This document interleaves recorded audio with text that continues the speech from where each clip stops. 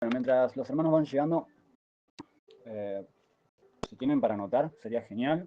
Si tienen algo para anotar, yo tengo para anotar de todos los colores. Eh, una Biblia en mano, ¿sí? Y voy a arrancar con lo que es prólogo de lo que nosotros ya utilizamos para el estudio metódico, ¿no? Para la exégesis. Eh, teología bíblica, claro, no es teología sistemática. ¿Por qué? Porque la teología sistemática es un sistema que usa cualquier pensador teísta. ¿Sí? La teología bíblica es un sistema arraigado a la escritura en sí misma. ¿Sí? Yo puedo escuchar a un teólogo hablar de Génesis a su manera y lo puede llevar para donde quiera, y la Biblia no es interpretación privada. Entonces, cuando se hizo este estudio, se dio varias veces, creo que se dio hace un año, pero no tan detallado como ahora. No se dio tanto en griego ni en hebreo tampoco. Tenía menos luz de la que tengo hoy en día acerca de Génesis. Como decía hoy, cuando hablamos de capítulos, nosotros hablamos de los capítulos que ya tenemos de por sí estudiados, algunos de nosotros, o sea, al menos como casa, pero podemos estar nosotros 1 o 2 horas solo basados en el versículo Génesis 1:1. ¿Por qué? Porque acá tenemos ontología, acá tenemos pluralidad, ¿sí? Acá tenemos eh, mucho más, muchísimo material solo en un versículo. Y entre Génesis 1:1 y Génesis 1, versículo 2 hay una distinción abismal que nos habla de tiempo, de un tiempo que no es cifrado, ¿sí? No es eh, un número ordinal. ¿Por qué? Porque no se sabe la exactitud de tiempo que sucedió ahí. Ahí es donde la teología preadámica hace mención de que todo, primero Dios es un Dios de orden. Dios crea las cosas con orden. Acá entran en juego la primera y segunda ley de termodinámica, ¿sí? Y entonces entra la ley de entropía. Esto despedaza completamente la teoría de evolución y los 94 elementos que se utilizan para decir que la Tierra tiene millones de años. Cuando Darwin propone por primera vez la teoría de la evolución, calzó como anillo al dedo para muchos científicos de la época que eran ateos. ¿Por qué? Porque para comprobar una teoría evolutiva se necesitan millones de años, lo cual no tiene. O sea, millones de años para comprobar que la Tierra tiene millones de años, los cuales no los tiene. Millones de años para comprobar la existencia del Sol, que no hay, que no existen. Usan el carbono 14, el potasio argón, y el carbono 14 en sí mismo se contradice. ¿Sí? No sé si escucharon que más o menos aproximadamente en 1995-97 se encontró un mamut. Utilizaron el carbono 14 por fuera del animal y lo utilizaron por dentro. Por fuera da aproximadamente unos 40 millones de años. Por dentro daba 6 meses. Significa que nada es infalible. Significa que al menos fue el animal que sufrió y tuvo la muerte más larga y dolorosa del mundo. ¿No? Entonces, la Biblia es más actualizada que el periódico que va a salir mañana, ¿no? Como siempre lo digo. Voy a arrancar, pero no del prólogo, sino vamos a arrancar desde la base del prólogo. ¿Sí? ¿A qué me refiero? Bueno, si tienen las Biblias abiertas, genial, y si no, bueno, de todas maneras, el contenido es lo importante. Sé que algunos tienen una retina mental mucho más aguda que por escritura. ¿Sí? Eh, Hoy no venimos a descubrir algo nuevo, sino que venimos a redescubrir el origen. ¿Sí? Y vamos a abrir el texto más antiguo, pero también el más eterno, Génesis 1, versículo 1. Este libro, o sea, este libro que tenemos en nuestras manos, que es la Biblia, de él estamos hablando, si no es una poesía cósmica, es un código revelado, es una llave para abrir los cielos de entendimiento. La ciencia exige 3 condiciones para que algo exista: espacio, tiempo y materia, y esto es lo que vamos a ver ahora. ¿Sí? Y la Biblia, desde sus primeras líneas, las presenta juntas, ¿sí? En el Génesis 1, versículo 1. Platón decía: pienso, luego existo. Si existo, tiene que haber una causa, ¿sí? Y esa causa no proviene de mí, sino que proviene de una fuerza superior, o una fuerza mayor. Entonces, Génesis 1:1, este es el versículo que lo contiene todo, ¿sí? Dice así: acá vamos a tener varias palabras y vamos a desenglosar palabra por palabra en el texto mesorético, que es el texto mesorético, texto hebreo original. Masorético, o texto masorético, viene de los masoretas. Ellos guardaron, ¿sí?, los textos originales, y los textos originales se conservaron en los rollos del Qumran. Este es el famoso Tanaj. ¿Sí? Para estudiar el Nuevo Testamento, nosotros nos basaríamos en la NA28, que sería Nestlé Atlas. Y el número 28 significa que tuvo 28 revisiones para ser lo más afianzado y arraigado a los textos o papiros originales. Bueno, Génesis 1:1 dice así en el texto original: Bereshit bara Elohim et asamashin bet a eret. ¿Sí? Palabra por palabra, Bereshit en el principio, tiempo. ¿Sí? Bara, crear desde la nada. Solo Dios puede crear de la nada. Solo Dios bara. Así. Elohim, Dios, unidad y pluralidad, Trinidad implícita. Hasamashim, los cielos, espacio. Esta palabra también significa raquia, significa atmósfera. ¿Sí? Aeret, la tierra, materia. Acá ya tenemos tiempo, espacio y tenemos materia. Ok, para que se comprueben todas las leyes científicas se necesita la primera y segunda ley de termodinámica. Si una de estas dos falla y no aplica, no es científico. Para que algo sea científico tiene que ser repetitivo. ¿Por qué la evolución no es científica? Porque no es repetitiva. Porque se necesitan millones de años para comprobarlo y no existen. Segundo, ¿por qué? Porque contradice la segunda ley de termodinámica, que todo sufre un deterioro. Usted saca la carne de la heladera y se pudre. Antes los hombres, Matusalén vivió 969 años, nosotros hoy vivimos de 80 y la cadena de eslabón de natalidad va bajando. Eso significa que obviamente no hay una evolución, hay una involución. El hombre involuciona, la gente no evoluciona. Incluso la mente nominal del hombre involuciona. Usted hoy escucha hablar a los gobiernos, cuando antes, no sé si ustedes sabían, que las universidades más renombradas y de mayor renombre, como Harvard, Yale, se hicieron para formar pastores. Y no se aceptaba el ateísmo como algo real. Ahí tenemos tres patricistas, ¿sí?, de esa teoría. El primero que tenemos es Marx, Nietzsche, ¿sí?, y Carlos Sagan. Los tres murieron como perros, vamos a ser bien sinceros. Uno escribió el libro de la náusea, otro Dios está muerto. Y podríamos decir mucho. Ellos influenciaron muchísimo en el pensamiento común socialismo. ¿Alguna vez escucharon hablar del común socialismo? El común socialismo es el gobierno de Hitler, ¿sí? Y el gobierno de Hitler llevó a la muerte a muchísimos cristianos y a muchísimos judíos, ¿sí?, creyendo que podían crear una super raza. Vamos a la traducción palabra por palabra. Génesis 1:1, seguimos ahí, no nos movimos de ahí. Sí, traducción palabra por palabra. Bereshit, en el principio, tiempo. Bueno, bara, crear desde la nada. ¿Por qué esta palabra es importante? Porque vamos a ver que después, luego Dios vuelve a utilizar la palabra creó y ya no es vara, cambia, ¿sí? Hasamashin, como dije, los cielos, y habla de pluralidad. ¿Por qué? Porque hay tres cielos, ¿sí? El cielo dice regiones celestes, Efesios 6:12, ¿sí? Nuestra lucha es contra principados, potestades, gobernadores de las tinieblas, y todo esto está en las regiones celestes. Y las regiones celestes son a donde usted puede alzar la mirada y ver todo celestial. Hay un escritor que dice, mi escritura es muy under para la calle y demasiada impura para la iglesia. Será por mi adicción por mi adicción celeste. Y la adicción celeste de la que se refiere Luis Román significa, ¿sí?, esa atracción a la palabra de Dios, ¿sí?, a lo celestial. En el texto de la Septuaginta, ¿sí?, hace un énfasis en la palabra teos, ¿sí?, y auranon, que significa así.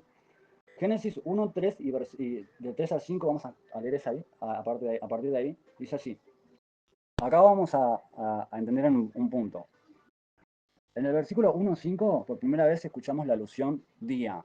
Creó Dios, y fue el día, y ahí es el punto importante. La gran pregunta es, en 7 días, en 6 días Dios creó la tierra, los cielos y la tierra, ¿verdad? El séptimo descansó. A ver, la pregunta importante es, para Dios, un año, 1000 años es un día y un día son 1000 años. La pregunta es, literalmente, porque los judíos tienen semanas de meses, de años, ¿sí?, como las 70 semanas de Daniel, que corresponden a 1000 años, serían 490.000 años.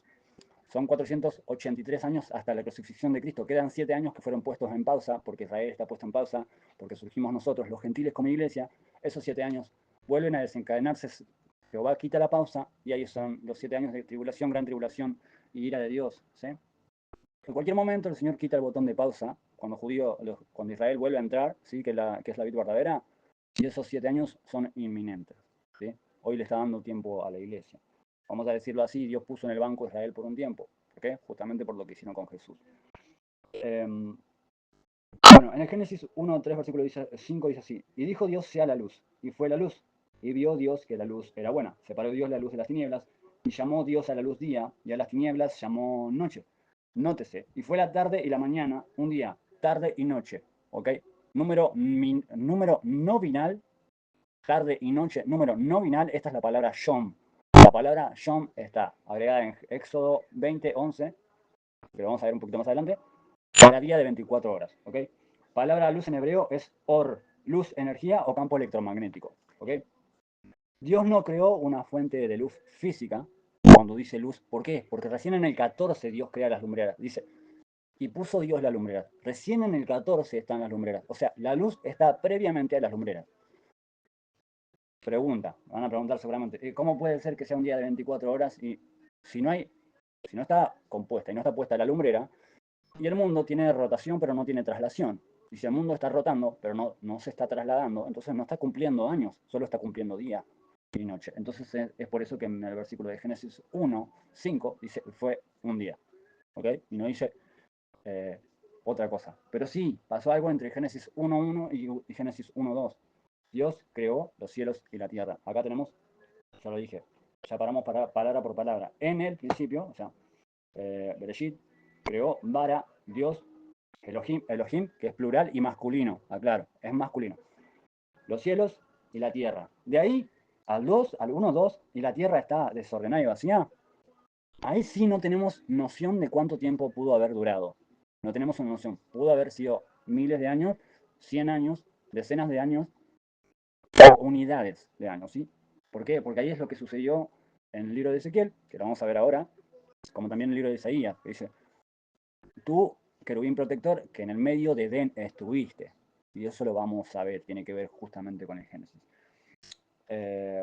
Vuelvo. Dios no creó una fuente de luz física, sino que Dios activó la energía base del universo, ¿sí? En griego es POS, P-H-O-S, que significa luz visible y claridad.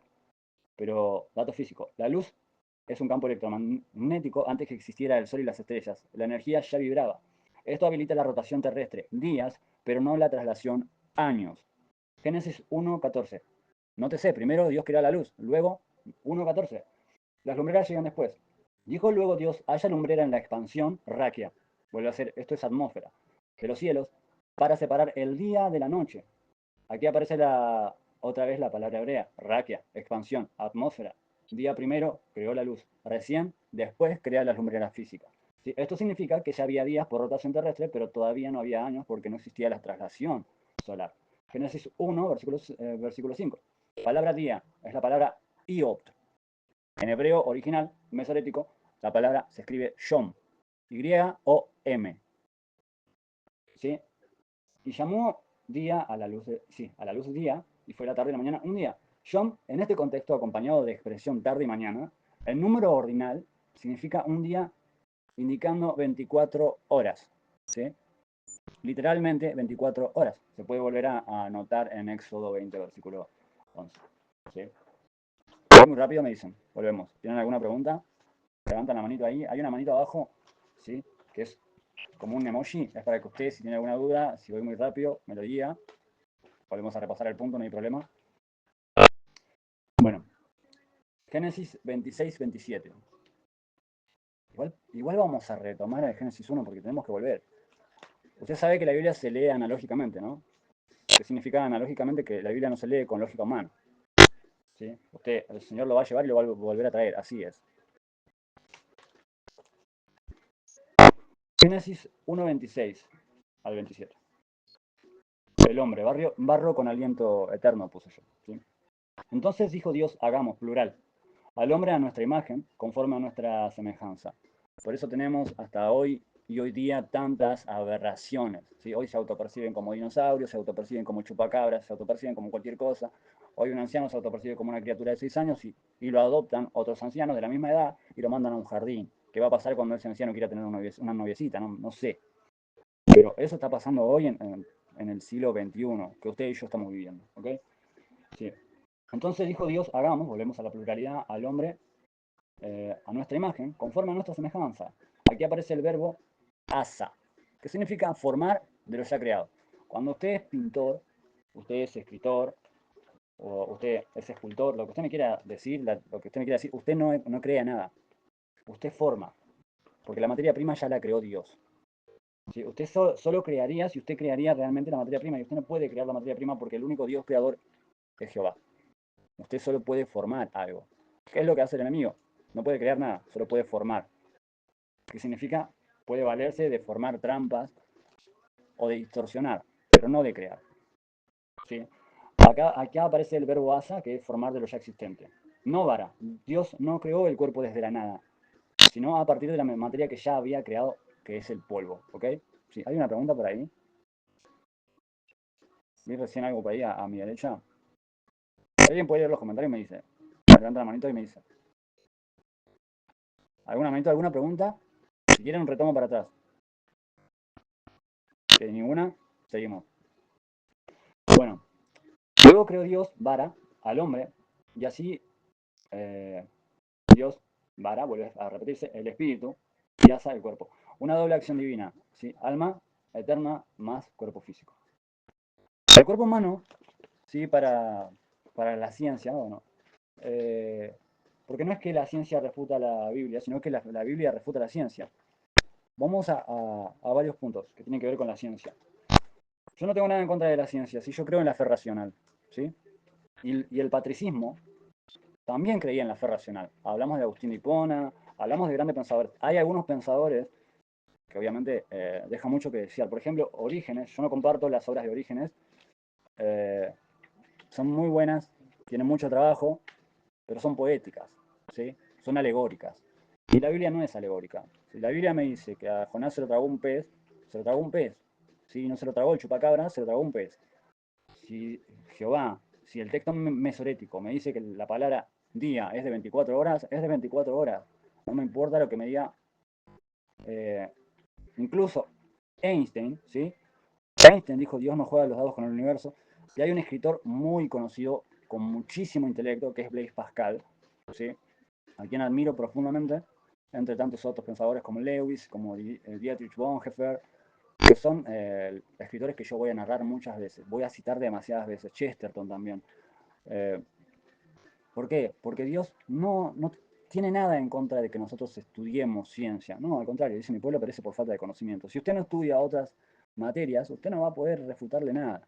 ¿Sí? Si vamos a Génesis, usted puede hablar incluso con una enfermera o con un doctor y va a poder decirle, sí, dígame si la Biblia no es inspirada por Dios, ¿por qué justamente Dios mandaba a circuncidar a los niños al octavo día? En Génesis, justamente mandaba a circuncidar al octavo día porque un bebé empieza a coagular su sangre a partir del día 8. ¿Sí? O sea que la Biblia tiene leyes sanitarias, tiene leyes médicas, tiene leyes de geografía, de ontología. ¿Sí? La Biblia está más avanzada que cualquier otra materia puesta por el hombre. Todo lo que el hombre ha puesto después, incluso eh, la pena capital está puesta por Jehová. El vengador de la sangre está puesto por Jehová. Si alguien mata a un familiar tuyo, Dios decía, y bueno, entonces estaría el vengador de la sangre, ¿no? Y las ciudades de refugio. Dios constituyó las cárceles. Dios constituyó la pena capital. Jehová constituyó las leyes morales, las leyes sanitarias. Jehová constituyó todo. Jehová, no hay otro. Si yo quiero saber cómo funciona un Ford, tendría que volver el tiempo atrás y hablar con Henry Ford. Si yo quiero saber cómo funciona el amor, yo tengo que preguntarle a Dios, porque Dios es amor, porque Dios creó el amor y las emociones humanas. Si yo quiero entender cómo funciona, y cómo funciona el Génesis, y cómo funciona la Biblia, y yo no voy con la doctora Corazón, yo voy con el autor y el consumador, en quien todas las cosas subsisten. El que no va a tener ningún error y va a tener el manual perfecto de instrucciones y sabe por qué lo dice, y sabe cómo lo dice, y de qué manera lo dice, ¿sí? Bueno, sigo antes de irme, porque me voy un poco por la tangente, ¿sí? Sigo en el punto, pero bueno. Génesis 1:14. Las lumbreras llegan después. Dijo luego Dios, haya lumbreras en la expansión de los cielos para separar el día de la noche. Aquí aparece otra vez la palabra raquia, expansión y atmósfera. Dios primero crea la luz, recién después la lumbrera física, ¿sí? Esto significa que ya había días por rotación, esto lo dijimos antes, pero no por traslación solar. ¿Sí? Y en el Génesis 1:1 dice, llamó Dios a la luz día y a la tarde y a la mañana un día. Si quiero volver a anotar, la palabra Yom significa día de 24 horas. Génesis 1:26 y 27. Dios crea al hombre del barro. Volvemos a usar esta la palabra asa. Dios crea de lo ya creado. ¿Sí? La materia prima Dios ya la creó en el principio, en el 1:1. Cuando Dios dice, creó los cielos y la tierra. La materia prima ya está. ¿Dónde hay otra alusión de esto? Cuando Jesús sana al ciego, escupe en tierra, le devuelve la facultad que había perdido en la naturaleza caída, porque fue el ministerio de Él, reconcilia consigo todas las cosas, y usa lo que le falta, la facultad que tenía la tierra por primera vez, y vuelve a devolverle la vista al ciego. ¿Sí? Es como usted está haciendo un muñequito de plastilina y tiene que volver a usar la misma plastilina para volver a formarlo como tiene que ser. Y Jesús demuestra que Él es el gran yo soy. ¿Ok? La composición química del ser humano lleva 4 gases, que son los 4 gases de la Tierra, y 19 componentes químicos. ¿Sí? Los 4 gases son el oxígeno, el carbono, el hidrógeno y el nitrógeno. En hebreo, ¿sí? Por si queda alguna duda, ¿sí? Es Hapstam, Pachman, Midman y Nahakam. ¿Sí? También lo tengo en griego, no voy a repetirlo todo, sí, pero voy a poner el hidrógeno para que tengan un poco más. El hidrógeno es por asociación al agua y el nitrógeno en el griego es azotón. El nitrógeno literalmente significa sin vida, solo cobra vida mezclándose con los otros 4 componentes. ¿Sí? Aplicación espiritual. Dios formó al hombre del polvo usando los mismos elementos que hay en el planeta. Lo químico y lo espiritual no está en conflicto. El diseño es total y es perfecto. El diseño es intencional. Entonces significa que todo evolucionista racional, porque existe el cristiano evolucionista, sí existe. Yo respeto al cristiano evolucionista, pero tengo que preguntarle algo al cristiano evolucionista. ¿Dónde están los millones de años que me están faltando? Y no me va a saber responder, porque se va a tener que basar en el argón, el carbono 14, y realmente se contradice una con otra. ¿Ok? Voy a la conclusión del prólogo que venimos viendo, ¿sí? En Génesis. Génesis no es solo teología, sino que es física, es química, es lenguaje, es eternidad revelada en palabras humanas. La Biblia comienza con una declaración que une el universo entero, ¿sí? Tiempo es en el principio, espacio son los cielos y materia es la tierra. Y todo esto comienza con una sola voz, sea la luz, ¿sí? Y fue la luz. Ya lo vimos, luz es campo electromagnético. Primero crea eh, la luz, que significa campo electromagnético. Si no existiría ese campo electromagnético, usted y yo no nos podríamos estar comunicando aquí hoy. ¿Por qué? Porque las ondas de sonido viajan a través del campo electromagnético, que solo se encuentra debajo de la atmósfera. Usted sabe que aunque vayan a la Luna o a Marte, no pueden hablar, el sonido no viaja ahí. ¿Sabía usted que el sonido no viaja? ¿Por qué? Porque no tiene atmósfera, porque no tiene raquia. Entonces, Dios no juega a los dados con el universo. Dios sabe exactamente lo que hace. Y un evolucionista me va a decir que, bueno, el Big Bang es el cristiano evolucionista o ateo evolucionista. El cristiano evolucionista me va a decir, y dijo Dios hágase la luz y eso fue el Big Bang. El ateo me va a decir, no, por un error fue creado un chango, un mono, sí. Por otro error, un chango era hembra y un chango era macho. Y un tercer error es que los dos se complementen y sale un tercer error que es el changuito. O sea, ya son 4 errores. Demasiados errores, ¿no? Me parece que 4 errores para una existencia. Para después decirme que de ese árbol genealógico, un mono decidió bajarse y caminar en 2 patas y el otro no. Usted es el mono que decidió bajarse a caminar en 2 patas y su bisabuela es la que se quedó en el árbol. Entonces yo le digo, si usted se parece a Chita, no me meta a mí en la bolsa. Si a usted le falta Tarzán y usted se parece a Chita, yo no tengo la culpa. Pero yo, le voy a ser sincero, yo no soy evolucionista. Yo creo en la Biblia que tiene más evidencia científica que la teoría de Darwin. Darwin en su página 92, hace referencia a que no encontró nada más que adaptación con los pinzones. Entonces, si él mismo está hablando en un libro del origen de las jirafas y en ningún momento del libro me habla de una evolución de la jirafa, no es científico. Para que algo sea científico, lo vuelvo a repetir, tiene que ser repetitivo. Y si no se puede repetir el proceso, no es científico, es ciencia ficción. ¿Ok? Capítulo 2. Entre el verso y el abismo. Cuando el espíritu empolla el caos. ¿Sí? Vamos a detenernos un momento en el libro de Génesis. Vamos a Génesis 1.1, ¿sí? Y voy a leerlo, ¿sí? Como dice así. Para no leerlo como quien repasa una historia conocida, vamos a volver para atrás. ¿Sí? Para escudriñarlo con temor, como quien se dedica a tocar la eternidad. Porque entre Génesis 1.1 y Génesis 1.2 algo sucedió. Algo profundo, invisible, pero sin embargo decisivo.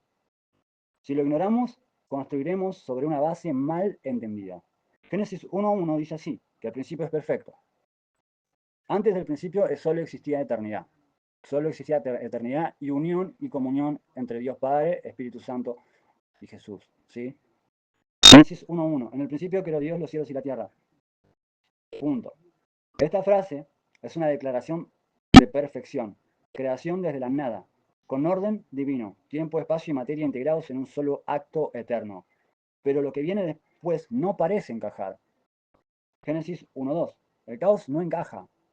Y la tierra estaba desordenada y vacía, y las tinieblas estaban sobre la faz del abismo. Abismo es la palabra tartaros. ¿Sí? La palabra tartaros significa prisiones de oscuridad. Eso se ve en el libro de Judas, que son los ángeles que abandonaron ¿sí? Los ángeles caídos que están guardados para el tiempo del Apocalipsis. ¿Sí? Hay que estudiar escatología para eso. Lo vamos a estudiar en algún momento, porque me encanta Apocalipsis. ¿Cómo puede lo perfecto seguir desordenado? Es una gran pregunta. Si fuese evolución, usted deja un diccionario, lo despedaza, rompe todas sus hojas y usted me va a decir que se va a armar solo, después se arma solo. Eso no sucede, ¿verdad? Pero si usted deja un diccionario en la lluvia, sí se desarma solo. Eso sí sucede, ¿verdad? Ahí tiene, primera y segunda ley de termodinámica. Ahí tiene la evolución. Y ahí también tiene la comprobación de que no hay ninguna evolución, hay una involución. ¿Sí? ¿Es que Dios crea caos? No, si Dios es orden. La misma Biblia nos responde. O sea que hubo una interrupción entre el verso inicial y la escena que le sigue, por supuesto. Sí. 3. El abismo, más que oscuridad, la palabra hebrea, ¿sí? Es teom. El abismo no es solo un pozo físico, sino es un símbolo espiritual. En el lenguaje de los profetas, el abismo es una prisión de oscuridad, morada de ángeles caídos, eco de un juicio invisible. ¿Sí? Hay tres lugares en las profundidades: el abismo, el Tartaros y el infierno, o el Gená. ¿Sí? Gená, que usted conoce como infierno, que es el Gená. Y quiero aclarar un punto porque mucha gente se estanca en eso por religiosidad. Dios creó el infierno para el hombre. No, no se equivoque. Jesús dice así: apartados de mí, al infierno, al fuego eterno que está reservado para el diablo y sus ángeles.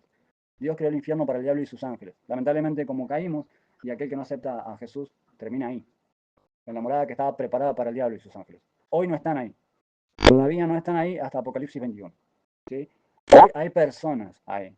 Eso sí, hoy sí hay personas ahí. Jesús cuenta, ¿sí? Cuando son parábolas no tienen nombres propios. Jesús cuenta de Lázaro y el rico. Nótese una cosa: cuando usted es hijo, Dios lo llama por su nombre. Dice Lázaro, murió. Y también el hombre rico.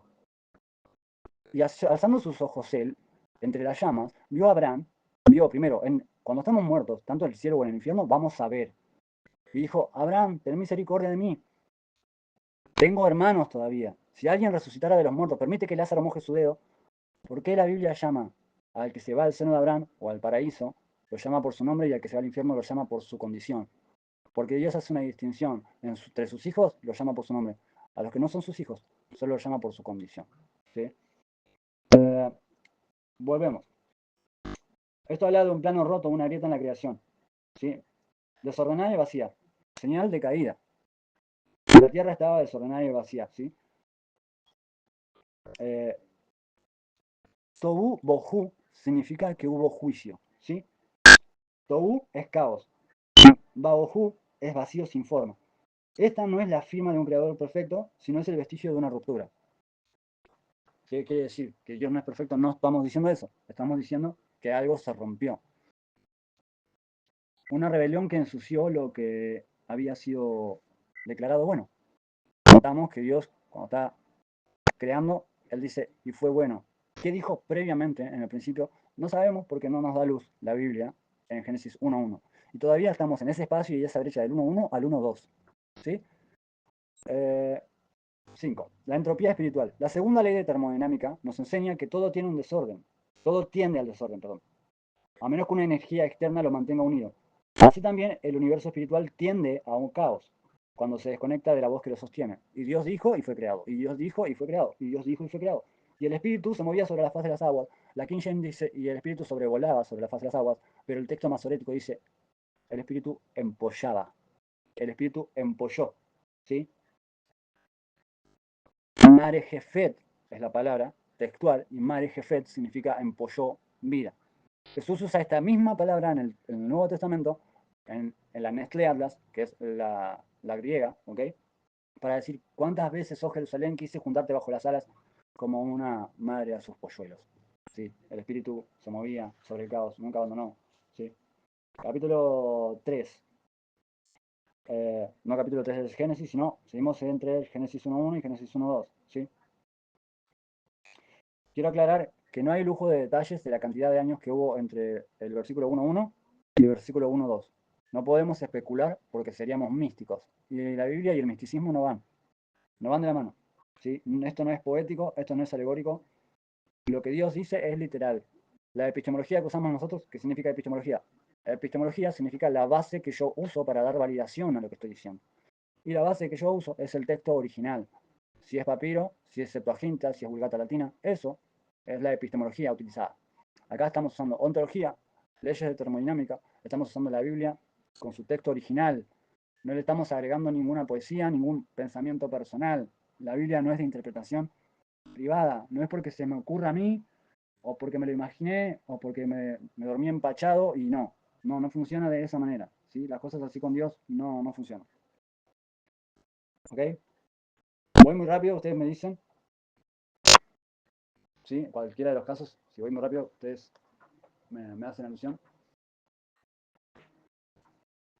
Bueno, ¿cuál pudo haber sido esta rebelión de la que estamos hablando? ¿Qué fue lo que pudo haber sucedido entre el 1.1 y el 1.2? ¿Sí?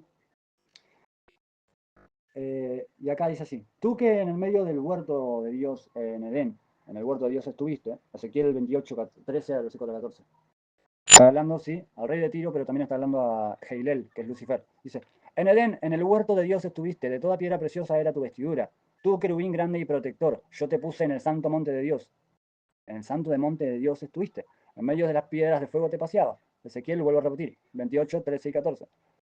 Este no es el mismo Edén, no significa que no es el mismo Edén ontológico. O sea, es el mismo Edén, pero nótese que acá hay piedras preciosas, acá no hay árboles frutales. ¿Sí?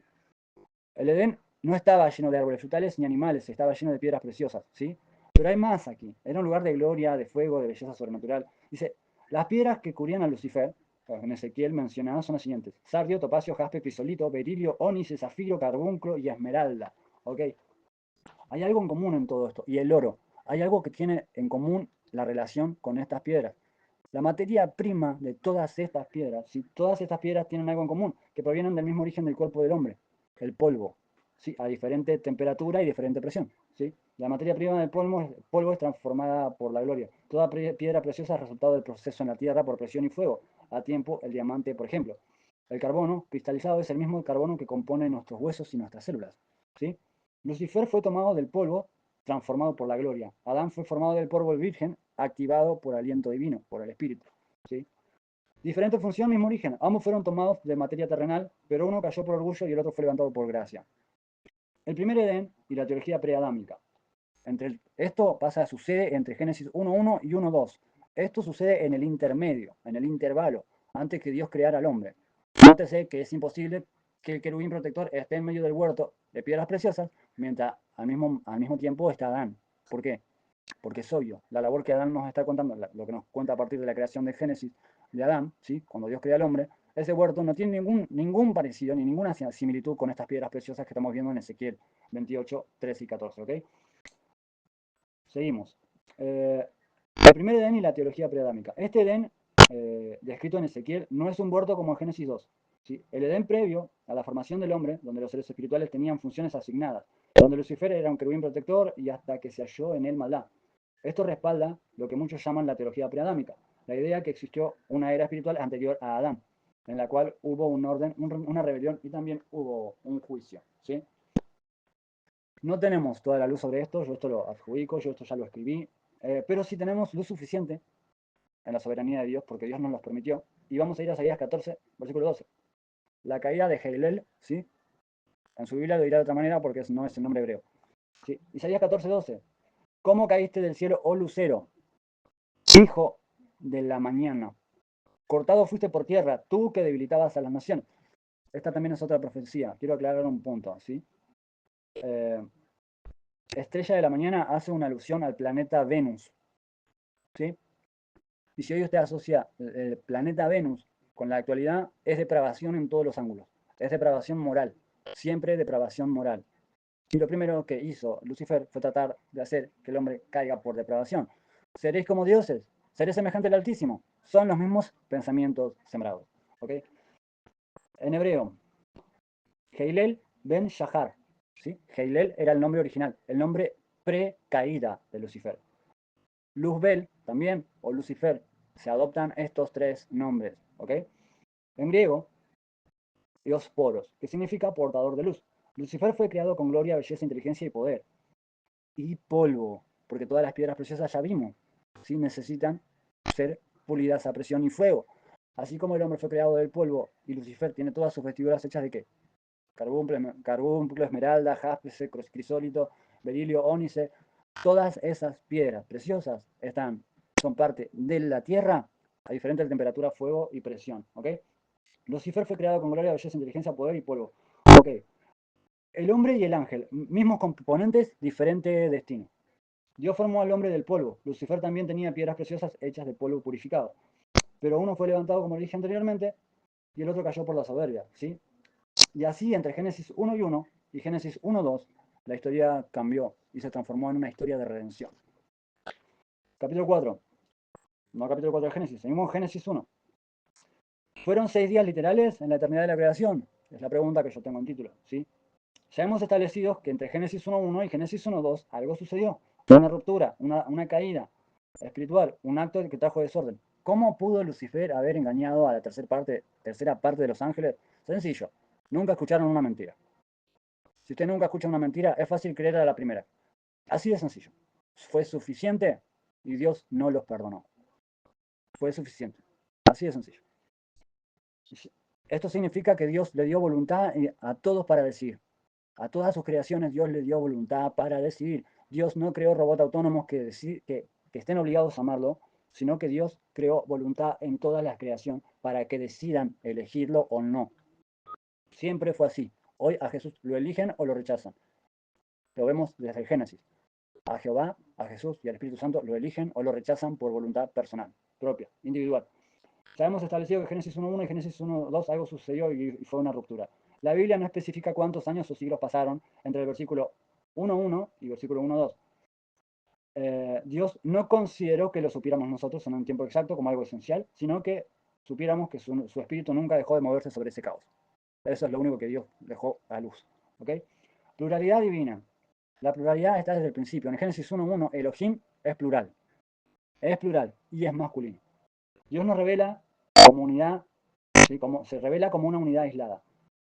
Se revela como una unidad plural. ¿Sí? Esto en cualquier texto se contradice, porque Trinidad o triunicidad se contradice, pero porque Dios es analógico. Nosotros no lo podemos llegar a entender con lógica, lo tenemos que entender analógicamente. ¿Sí? Entonces dijo Dios, hagamos, vemos varias veces, después también vamos a verlo en la historia de Nimrod, más adelante, también dice, ahora descendamos y veamos lo que el hombre ha decidido hacer. No permitamos que el hombre extienda su mano y tome el árbol de la vida para que viva y sea como nosotros, ¿sí? Entonces plural, plural, plural, plural, plural, ¿sí? Y Dios no le dice hagamos a los ángeles porque los ángeles no son creadores, ¿ok? No pueden crear, no pueden, no podrán y no fueron creados para crear, ¿sí? Este hagamos no es fin literario, es literal, ¿sí? Es una revelación temprana de la común eternidad del Padre, Hijo y Espíritu Santo. No es una esencia, ¿sí? Son tres personas, ¿ok? ¿Días simbólicos o días literales? La gran pregunta que muchos se hacen. ¿Los días de la creación fueron literales de 24 horas o fueron 1000 años o solo eran etapas simbólicas? Esto creo que lo respondí anteriormente, ¿sí? La clave para entender está en Génesis 1, versículo 5, en el texto masorético. ¿Por qué? Porque yendo al original, encuentro la respuesta original. ¿Ok? Y llamó Dios a la luz día y a las tinieblas llamó noche. Y fue la tarde y la mañana, día, tarde, tarde, mañana, ¿verdad? Pero no basta ahí, porque si fuese con eso, a mí me falta muchísima base para basarme en teología bíblica y decir, ok, esto me da todas las llaves para poder decir y enseñar. No, la Biblia no es de interpretación privada, entonces tengo que ir al texto original y ver qué dice realmente. Y lo que dice realmente aquí es la palabra Shom, es la palabra Shom. Y lo dice, en hebreo es Yod, ¿ok? Y en este contexto, acompañada por un número ordinal, día 1, por la expresión tarde-mañana, no puede significar otra cosa que un día literal de 24 horas. Confirmación directa está en la ley de Éxodo 20, versículo 11. Dios mismo confirma la interpretación cuando da la ley a Moisés en el Sinaí. Porque en 6 días hizo Jehová los cielos y la tierra, y el mar y todas las cosas que en ellos hay. Reposó el séptimo día, por tanto Jehová bendijo el día de reposo y lo santificó. Vuelve a utilizar la palabra Shom. ¿Sí? Sheset Shamim, 6 días. Bayom Hashbi, el séptimo día. Vuelve a ser la palabra Shom. ¿Ok? Número ordinal, original. El texto hebreo y el texto griego son numéricos. Significa que Dios está hablando literalmente de la misma palabra. La misma palabra Shom está usada por 2 días de la semana que los israelitas debían guardar como ciclo de trabajo, de reposo. Es la misma usada para los días de la creación, ¿sí? Son las mismas palabras utilizadas. Usted puede comprobar un versículo con la misma Biblia. La Biblia se interpreta con la misma Biblia. La Biblia no se interpreta con el diccionario, con Wikipedia, no. La Biblia se interpreta con la misma Biblia. Puede buscar otras versiones, pero interprétela con la misma Biblia, por favor. Sí, ok. Conclusión, la eternidad se manifiesta en días concretos. El relato de Génesis no es una alegoría, significa que no es poético, significa que esto no es una suposición, ¿sí? Esto es literal. ¿Sí? Ok. Dios creó todo en 6 días reales, el séptimo día eh, no porque se agotó, sino que reposó para enseñarnos a vivir en orden a nosotros, ¿sí? Con un propósito de dependencia. Los días son literales y la creación fue intencional. El reposo fue establecido desde el principio para recordarnos que todo lo creado apunta al Creador. Capítulo 5, Génesis 3. La caída y el eco del orgullo y la codicia. Esto es lo que vamos a ver acá. El inicio del engaño. Pero la serpiente era astuta. La serpiente, esta es la palabra Nashash, que significa encantador o el que resplandece. Que es lo mismo que Heilel o Luzbel, luz resplandeciente. ¿Ok? Es un tipo de cuadro. ¿Ok? Génesis 3, versículo 1. Pero la serpiente era astuta más que todos los animales del campo que Jehová Dios había hecho, la cual dijo la mujer, con que Dios ha dicho no comáis del todo árbol del huerto. Nótese, no vino con ejército, no vino con violencia, sembró una duda. Solo una duda fue suficiente para hacer que el hombre y la mujer, que el ser humano en sí, trate, dude, y eso lleve a la caída, ¿sí? A la ruptura, al quiebre. El hebreo original, Behanahash Ayas Arum, ¿sí? ¿Qué significa? La serpiente también asociada, ¿sí? Con adivinar o con brillar. Nashash es su nombre original, está vinculada etimológicamente con resplandeciente, ¿sí? Pero obviamente que no habla de una resplandecencia divina, ¿sí? Sí, hay un punto más sobre la serpiente para estudiar y tener en cuenta. Cuando habla de las pit, habla de una serpiente con alas. Luego, ahora lo vamos a ver, dice, sobre tu pecho andarás. Antes la serpiente no andaba sobre su pecho. ¿Entiende usted? Antes la serpiente no andaba sobre su pecho. ¿Sí? Y la palabra para reptil es reme. La serpiente no encajaba entre los reptiles. ¿Sí? No se sabe si la serpiente tenía, como lo dice el libro de Isaías o Ezequiel, si tenía alas eh, o no. La Biblia no nos da luz de eso, así que no podemos especularlo, pero sabemos que no se arrastraba. ¿Ok? Bueno, Opis, es, O-P-H-I, ¿sí?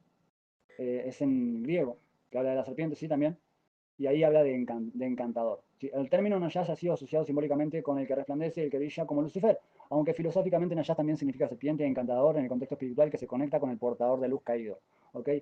Génesis 3, 4 al versículo 5, el patrón del engaño. Entonces la serpiente dijo a la mujer, no moriréis de inmediato. No moriréis. La palabra morir significa ser separado. Sino que sabe Dios que el día que comáis de él, serán abiertos vuestros ojos y seréis como dioses sabiendo el bien y el mal. Aquí aparece la misma codicia que movió a Lucifer. La misma codicia de Heilel aparece. Subirá al cielo, Isaías 14, 14. Seré semejante al Altísimo. Podríamos intuir que dijo, mira cómo tu creación hace lo mismo que hice yo. Podríamos intuir. ¿Podemos aseverarlo? No podemos aseverarlo. La Biblia no lo dice. Pero sabemos que Él es el acusador. Entonces, sí, podemos intuir. No podemos aseverar porque no tenemos luz al respecto. ¿Ok? Semejante al Altísimo es la palabra Kedamot Elión, porque el Elión significa el Altísimo, ¿sí? Hablando de Dios. Acotación para el lector. Lo que Lucifer deseó en los cielos lo sembró en la tierra. Seréis como Dios. El deseo de la autonomía, de la codicia espiritual, fue el detonante de la caída tanto de ángeles como de hombres. ¿Ok? Génesis 2, 21 y 23, el origen de la mujer. Entonces Jehová Dios hizo caer sueño profundo sobre Adán, y mientras éste dormía tomó una de sus costillas y cerró la carne en su lugar. Acá hay un punto bíblico para hablar, y la palabra original, ordinal, no es costilla, es selah. Se utiliza muchísimo en los textos masoréticos hebreos para poner un espacio. En algún salmo se usa la palabra selah para que uno, cuando está orando a Dios, haga un momento de pausa y reflexione. Generalmente es cuando hacen el cántico de cuando, por ejemplo, Dios sacó de Egipto al pueblo y usa un selah para que el pueblo se detenga a pensar en ello, ¿sí? No dice literalmente costilla, pero nosotros entendemos, por la composición humana obviamente, lo damos a entender o lo damos por sentado. Si es o no, Dios sabe. Nosotros solamente vamos a basarnos en lo que dice el texto original, ¿sí? Aquí aparece la misma codicia que me olvidó decir con esfera. Bueno, hasta ahí ya compartimos. Génesis 2, 21 y 20 al 23. Entonces Jehová Dios hizo caer sueño profundo sobre Adán. Nótese para el lector, el hombre no estaba buscando nada, no andaba buscando pareja, estaba dormido. Dios le trae la pareja, ¿ok? Bueno, bueno, costado dice, no costilla. Puede referirse a un lado completo o a una estructura lateral. Esta palabra cela está usada literalmente también para los costados del arca del pacto, ¿ok? El arca del pacto usa la misma palabra, cela, ¿sí? Y esto habla de un todo. A su vez habla de un todo, ¿ok? Griego de la LXX, ¿sí? En el costado usa la palabra pleura, ¿sí? Esta palabra pleura está usada en el Nuevo Testamento cuando Ananías y Zafira mienten al Espíritu Santo y dice, pero por palabra de conocimiento, el don de palabra de conocimiento. ¿Por qué mentís al Espíritu Santo? ¿Por qué permitiste que Satanás llenara tu corazón? Y esta es la palabra pleura, llenó completamente. Por eso esta es la palabra que se utiliza en griego, ¿sí? En la versión LXX, que sería, ¿sí? Septuaginta, ¿ok? La palabra pleura es algo completo, significa un costado completo. Entonces, nominalmente no podemos decir solo fue una costilla, ¿sí? Solo sabemos que Dios abrió el costado del hombre y lo selló en su lugar. Y de ahí sacó a la mujer, ¿ok? Acotación para el lector, ya lo dije antes. Adán no salió a buscar mujer, estaba dormido. Fue Dios quien se la presentó. Esto enseña que la ayuda idónea no es algo que el hombre conquista, sino es algo que Dios revela y entrega en el tiempo perfecto de Dios, ¿sí?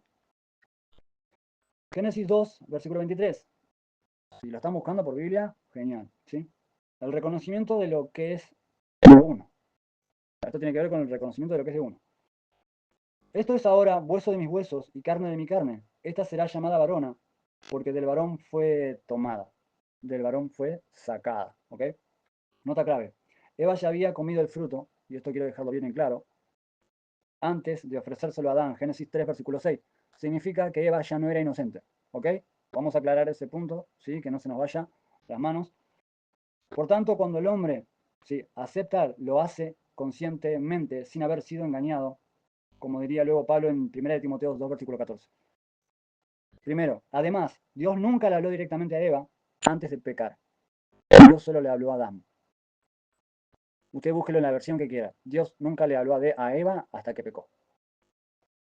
A Eva, quien le dice los estatutos y los mandamientos de Dios es, había uno solo. De todos los árboles podemos comer, pero de ese no podemos comer. El único mandamiento que le dio es el único mandamiento que rompió. Así de sencillo y no hay vuelta que buscar. Ok. Nota acá clave, bueno, ya lo dije. Reflexión doctrinal. ¿Sí?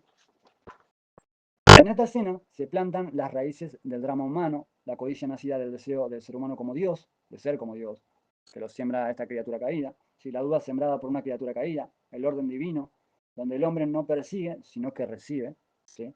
La unidad de la carne, donde el uno reconoce al otro, y la caída que comienza cuando se desordena la obediencia y se invierte la autoridad. Si en su casa, si en su iglesia, manda a la mujer y no manda al hombre, prepárese para la caída. Si en su casa usted no se sujeta, y usted el Señor le manda a sujetarse en la Biblia porque es mujer, voy a explicar una cosa. Yo no estoy hablando de machismo. No, no, no, no, no. El hombre puede lavar los platos, cocinarle a la mujer y ser detallista con ella. ¿Sí? Porque quien no siembra bien, no cosecha bien. El hombre puede cocinar, el hombre puede dar detalles a la mujer. El hombre, de hecho, debería ser un caballero con la mujer. ¿Ok? Pero también, vamos a ser honestos. ¿Ok? Hay 7 tipos de mujeres basadas en la Biblia. Y hay solo 3 tipos de hombres basados en la Biblia. ¿Significa que la mujer es más versátil? No, significa que la mujer es más astuta. Capítulo 6, basado en Génesis 3, 14, ¿ok?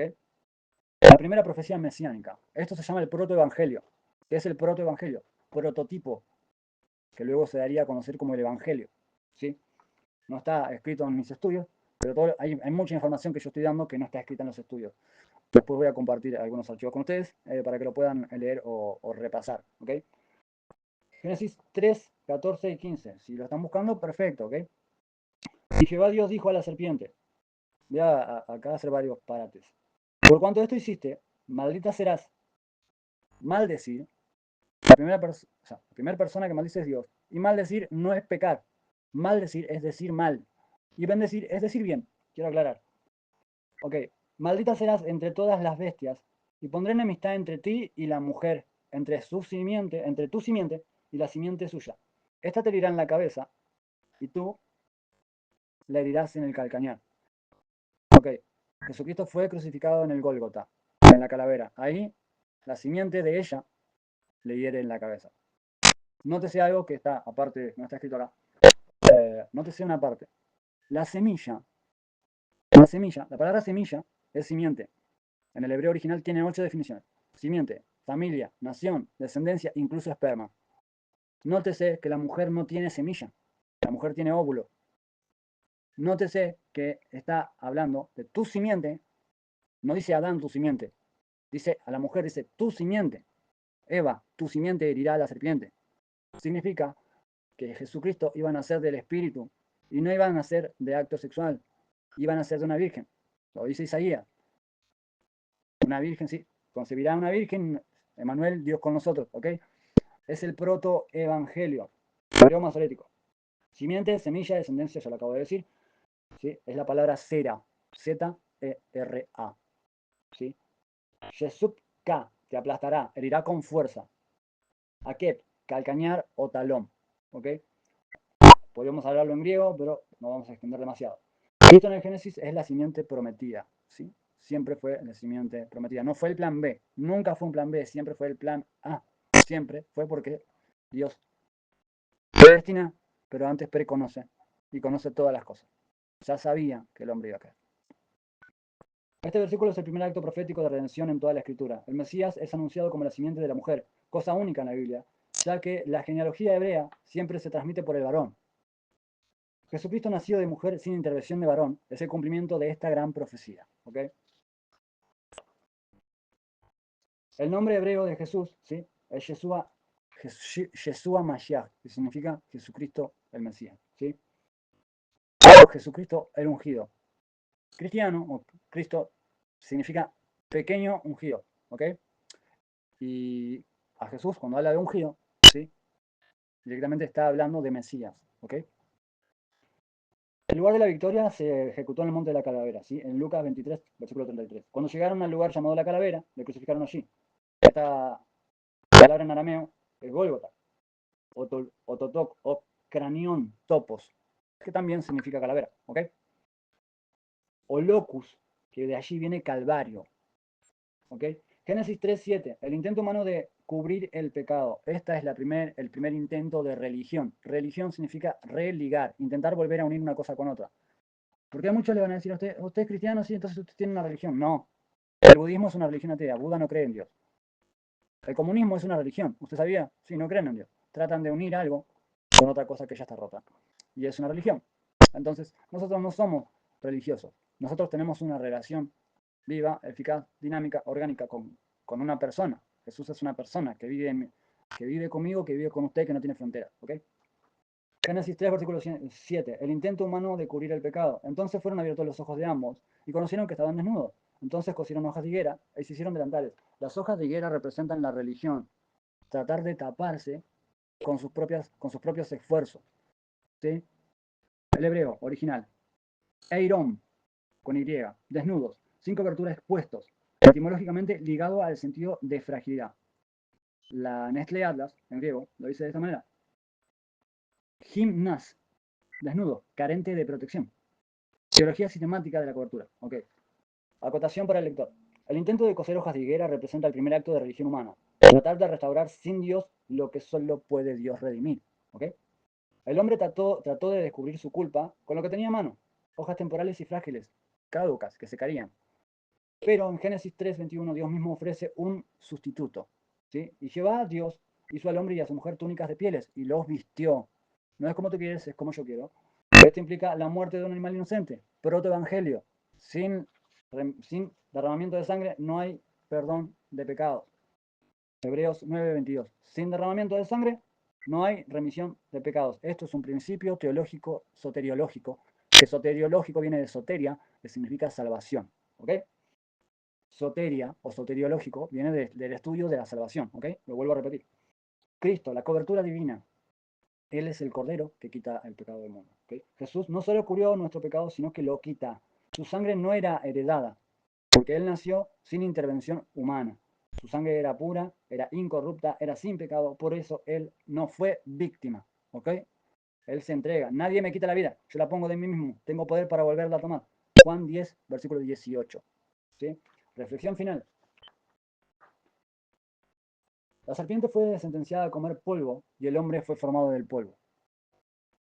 Eso es una orden.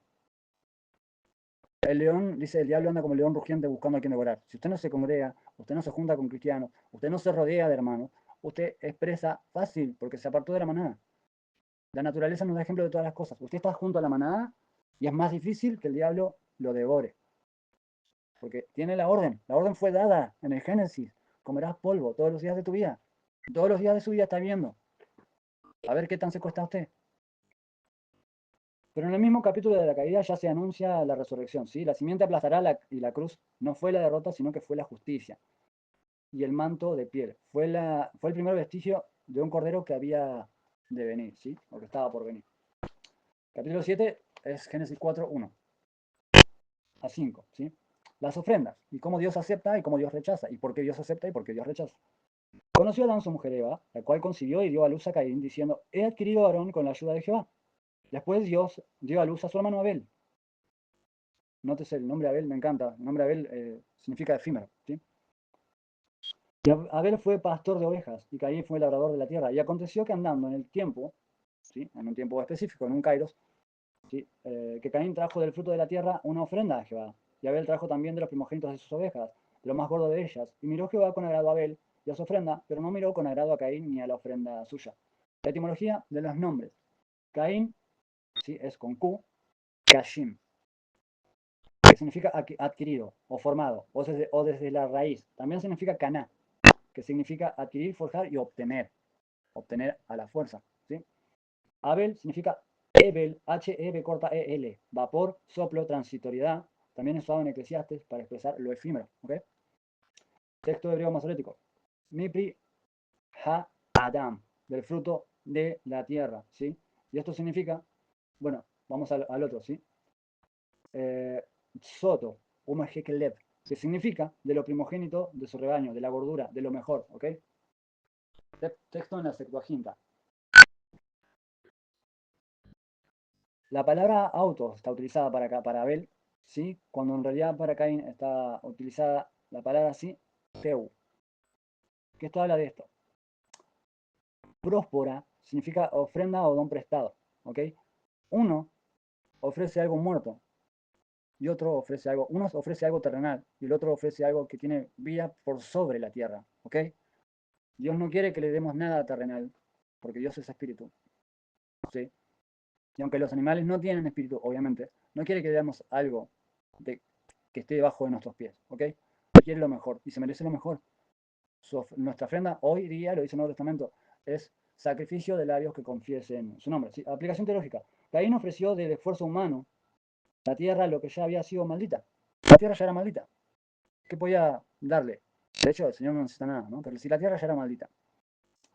Aplicación para Abel. Abel reconoce la dependencia, reconoce la fe, la necesidad y la redención.